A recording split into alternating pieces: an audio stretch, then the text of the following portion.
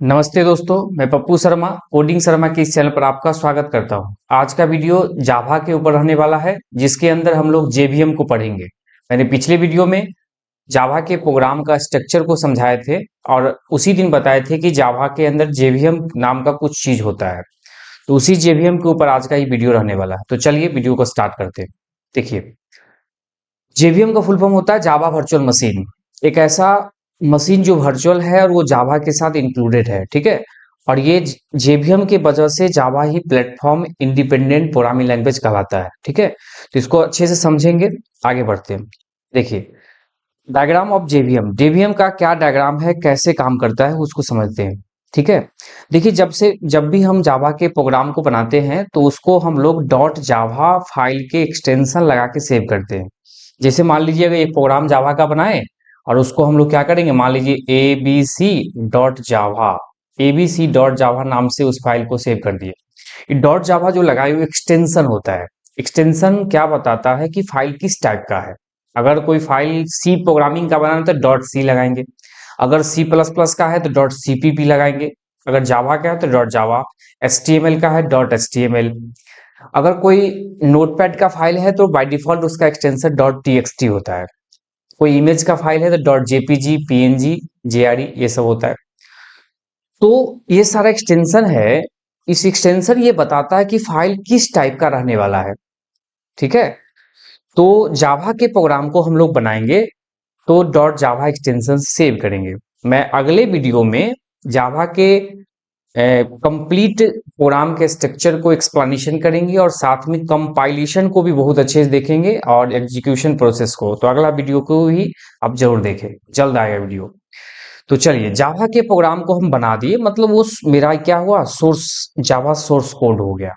उस source code को हम लोग क्या करते हैं, कंपाइल करते हैं, ठीक है। कंपाइल करते हैं। कंपाइल करने का मतलब यहाँ ये हुआ कि डॉट जावा फाइल से कंपाइल होके वो डॉट क्लास फाइल कन्वर्ट हो जाता है। मतलब जो भी क्लास का नाम लिखे, मान लीजिए क्लास का नाम एबीसी लिखे थे, डॉट क्लास, मतलब एक क्लास फाइल बन जाता है, ठीक है। और ये क्लास फाइल बन गया। अब यही क्लास फाइल को हम लोग बाइट कोड कहते हैं, ठीक है। ये जो यहाँ दिख रहा है आपको, ये क्लास फाइल जो है यही बाइट कोड होता है। वो बाइट कोड को जेवीएम क्या करता है, रीड करता है। और रीड करने के बाद उसको एग्जीक्यूट करवाता है लाइब्रेरी के हेल्प से। तो यहाँ पर जेवीएम जो है ये क्या किया, वो बाइट कोड को रीड किया और इसको एग्जीक्यूट कराने का काम करता है। और ये बाइट कोड जो होता है ये प्लेटफॉर्म इंडिपेंडेंट है। अगर इसी बाइट कोड को हम किसी भी प्लेटफॉर्म पर रन करेंगे, चाहे वो कोई भी विंडोज हो, ऑपरेटिंग सिस्टम कोई भी हो, या विंडोज हो, लाइनेक्स हो, मैक हो, जैसे यहाँ देखिए उस पर ये आसानी से रन करेगा। जैसे यहाँ देखिए कि जावा फाइल है, उसको कंपाइल किए और उसके बाद उसका बाइट कोड कन्वर्ट हुआ, उसको जेवीएम किसी भी प्लेटफॉर्म पर हम उसको एग्जीक्यूट करवा सकते हैं। कहने का मतलब ये हुआ कि जेवीएम के वजह से ही जावा जो है ना प्लेटफॉर्म इंडिपेंडेंट प्रोग्रामिंग लैंग्वेज हो गया। इंडिपेंडेंट कहने का मतलब ये हुआ कि किसी भी प्लेटफॉर्म पर वो आसानी से जावा रन कर जाएगा। वहां का रिक्वायरमेंट नहीं खोजेगा कि वहां कौन सा ऑपरेटिंग सिस्टम है, ठीक है। और इसको प्लेटफॉर्म इंडिपेंडेंट बनाने में जेवीएम मदद किया। जैसे यहाँ आप देख सकते हैं, आप डॉट क्लास फाइल बना, उसको हम किसी प्लेटफॉर्म पर आसानी से उसको एग्जीक्यूट करा लिए किसी भी जेवीएम में, ठीक है। तो हम ये कहना है कि जैसे पहला डायग्राम है उसमें क्या हुआ कि बाइट कोड और ये ऑपरेटिंग सिस्टम, ये दोनों के बीच में काम करता है जेवीएम, ठीक है। क्योंकि ऑपरेटिंग सिस्टम के द्वारा ही तो कोई सिस्टम चलता है।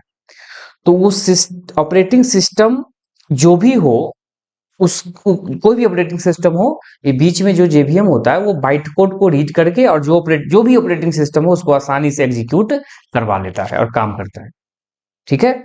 आगे बढ़ते हैं, अब इसका डेफिनेशन समझते हैं, इसके बारे में और डिटेल समझ। देखिए, व्हाट इज जेवीएम, जेवीएम क्या है।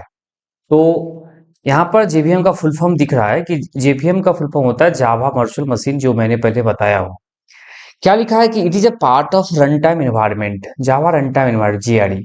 मैंने पिछले वीडियो में बताया था कि जब जावा के सेटअप को डाउनलोड करते हैं तो वहां पर हमको दो चीज मिलता है देखने को, जेडीके और जीआरई, ठीक है। जेडीके जो होता है ये जावा डेवलपमेंट किट है और जीआरई जावा रन टाइम इन्वायरमेंट, मतलब एक ऐसा इन्वायरमेंट जो रन टाइम काम करता हो। ठीक है, तो रन टाइम जो काम करता है वो जेआरई है, और जेआरई के अंदर ही होता है जेवीएम, मतलब it is a part of JRE. ठीक है, that enables Java application to run on any device or operating system without modification following the principle of write once run anywhere। मतलब ये क्या लिखा है कि जावा जो है ना वो जेवीएम की वजह से किसी भी ऑपरेटिंग सिस्टम में बिना किसी तरह का मॉडिफिकेशन के काम करता है। ठीक है, और साथ ही जावा का जो कॉन्सेप्ट है राइट वंस रन एनीवेयर, मतलब ओरा, WORA, मतलब राइट वन माने लिखेंगे एक ही बार, किसी भी प्लेटफॉर्म पर कभी भी हम रन कर सकते हैं। वो रन एनीवेयर मतलब किसी जगह रन कर सकते हैं। ये जेवीएम की वजह से ही हो रहा है। आगे क्या लिखा है कि जेवीएम जो है ना जावा को बहुत ही मेन रोल प्ले करता है, किसके लिए? पोर्टेबल के लिए, जावा को पोर्टेबल बनाने के लिए। पोर्टेबल क्या होता है? पोर्टेबल का मतलब होता है कि एक सिस्टम दूसरे सिस्टम से पोर्टेबल हो जाना का मतलब आपस में हिल मिल के काम करना, ये आपस में समझौता करके काम हो जाना आसानी से। जावा वही पोर्टेबल है, मतलब वो किसी भी ऑपरेटिंग सिस्टम पर जाता है तो आसानी से काम करता है। वहां पर कोई रिक्वायरमेंट नहीं होता है कि तुम्हारे पास कौन सा ऑपरेटिंग सिस्टम है, उसमें कितना जीबी रैम है, क्या हार्ड डिस्क रहने वाला है, ये कुछ नहीं होता है, क्योंकि ये पोर्टेबल है और प्लेटफॉर्म इंडिपेंडेंट भी है, जो पहले पढ़े। यहाँ ये लिखा है, और जावा इस वजह से प्लेटफॉर्म इंडिपेंडेंट प्रोग्रामिंग लैंग्वेज कहलाता है। ठीक है, तो जेवीएम का कुछ बात समझे, आगे बढ़ते। अब देखिए जेवीएम कैसे काम करता है, यहाँ अगला टॉपिक है कि जेवीएम काम एक्चुअल में कैसे करता है वो देखिए, बताए थे पिछले पहले, अभी फिर और अच्छे से एक्सप्लेन कर ले। देखिए सबसे पहले करते हैं लोड, कोड होता है, कोड को लोड करता है वो, माने जो byte code dot class file जो बना उसको वो लोड करता है। लोड करने के बाद क्या करता है? वेरिफिकेशन कोड इंश्योर करता है कि बाइट कोड जो लिखा हुआ है वो स्ट्रक्चर है कि नहीं है, सिमेंटिकल करेक्ट है कि नहीं है, सिस्टमेटिक ढंग से लिखा हुआ कि नहीं, वो उसको वेरीफाई कर लिया। अगला स्टेप में क्या करता है? एग्जीक्यूट करता है कोड को वो पढ़ना चालू करता है। इंटरप्रेटर जो होता है, इंटरप्रेटर का मतलब वो इंटरप्रेट करता है, एक लाइन बाय लाइन एग्जीक्यूट करता है, पढ़ता है, और उसके बाद क्या करता है? मैनेज करता है मेमोरी को, क्योंकि अब जो एग्जीक्यूट करवाएगा तो फिर आउटपुट रखने के लिए उस एग्जीक्यूट करने के ड्यूरेशन में जो मेमोरी का रिक्वायरमेंट होगा उसका मैनेज करेगा ये, जिसमें हैंडल मेमोरी एलोकेशन करेगा, गार्बेज कलेक्शन और स्टैक हीप, ये सब करेगा मेमोरी के रूप में। उसके बाद provide run time environment, run time environment provide करने का मतलब Java core Java functionality like multi threading, exception handling और सिक्योरिटी, ये सब प्रोवाइड करने का काम करता है जेवीएम। ठीक है, चलिए आगे बढ़ते हैं। अब यहाँ पर जेवीएम जेआरई और जेडीके के बारे में कुछ बताया है। जेवीएम एग्जीक्यूट करवाता है बाइट कोड को, जेआरई जो है उसके पास जेवीएम और लाइब्रेरी दोनों होता है। लाइब्रेरी का मतलब, लाइब्रेरी के बारे में हम कंप्लीट क्लास ही लेकर आएंगे, उस लाइब्रेरी को कैसे हम पढ़ते हैं उसको समझेंगे, और लाइब्रेरी के अंदर के डेटा को कैसे फाइंड कर पाते हैं इसको बहुत अच्छे से देखने वाले हैं। ठीक है, तो जेआरई के अंदर लाइब्रेरी और साथ में जेवीएम होता है।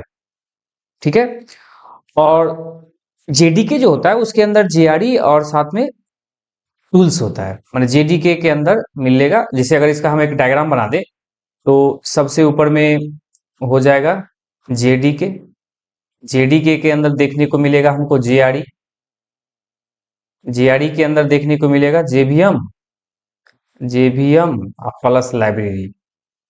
ठीक है, जेवीएम प्लस लाइब्रेरी, ये डायग्राम इसका बनेगा। तो जेडीके के अंदर यहाँ पर जेआरई है, साथ में होता है टूल्स, टूल्स का मतलब जावा डेवलपमेंट किट, जिसके अंदर हम लोग कमांड लगाते हैं, जैसे जावा सी, जावा जावा पी, ठीक है, जावा डॉक, जावा डीओसी, ये कुछ बताए हैं कमांड, ये टूल्स है और इसका हेल्प से ही हम लोग काम कर पाते हैं आगे। ठीक है, तो उम्मीद करते हैं ये समझ में आया होगा जेवीएम के बारे में अच्छे से।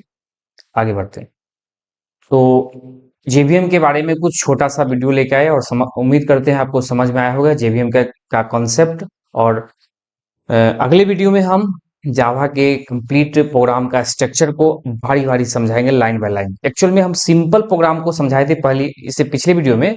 इस अगले बार वीडियो में हम जावा के लाइन बाय लाइन कोड को एग्जीक्यूट करवाएंगे और समझेंगे किस लाइन का काम क्या है, अच्छे समझेंगे। तो आज का वीडियो यही खत्म करते हैं। अगर ये वीडियो आपको पसंद आता है तो आप लाइक करें और अपने दोस्तों में ज़रूर शेयर करें और चैनल पर पहली बार आए हैं तो सब्सक्राइब कर लें। Thank you.